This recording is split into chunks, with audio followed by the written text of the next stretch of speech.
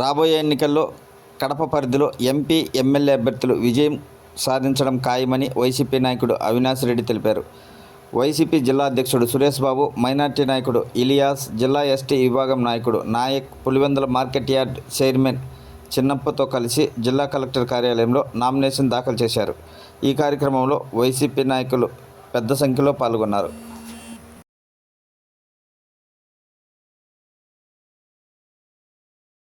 అన్నమయ్య జిల్లా పుల్లంపేట మండలం కొమ్మనవారిపల్లి గ్రామ పంచాయతీలోని కొత్తపల్లి ఆగ్రహం గ్రామం నుంచి సుమారు 80 కుటుంబాలు వైసీపీలో చేరాయి.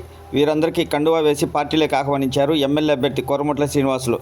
పార్టీలకు అతీతంగా సంక్షేమ పథకాలు అందించే నాయకుడు జగన్మోహన్ రెడ్డి అని శ్రీనివాసులు తెలిపారు.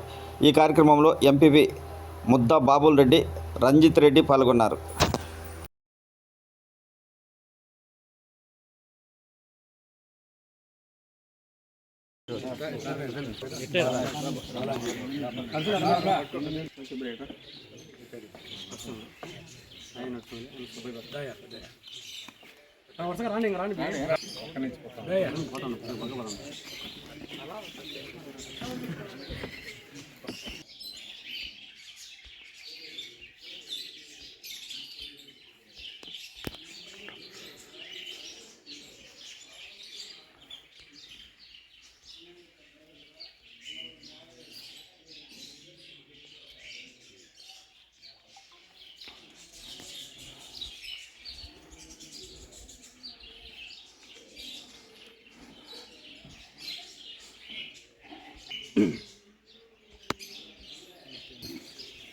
కడప ఎంపీగా వైఎస్ షర్మిలారెడ్డి నామినేషన్ దాఖలు చేశారు. ముందుగా ఇడుపులపాయలోని వైఎస్ఆర్ సూట్ వద్ద నామినేషన్ పత్రాలు పెట్టి ప్రార్థనలు చేసింది.